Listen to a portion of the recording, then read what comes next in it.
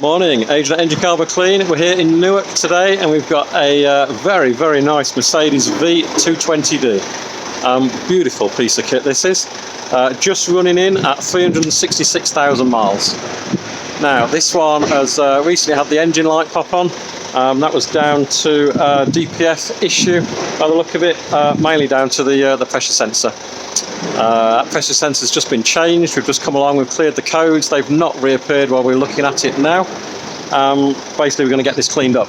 So even with 366,000 on the clock, because this vehicle's been run on top quality fuel all the way through its life, regularly serviced, and with it being a Merc, tends to run a little bit warmer. I don't tend to see as much carbon in these as we do in some of the other makes and models we see. It's running beautifully, even with 366,000 on the clock. The bulk of this miles on this one are long trips up and down to airports, etc.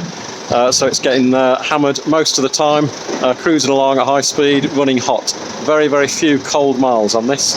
It's the cold miles that build up the carbon. Running beautifully. We're about 35 minutes in on this one, and it's purring like a kitten. Give this about another 15 minutes and then we'll be done, get it back out on the road.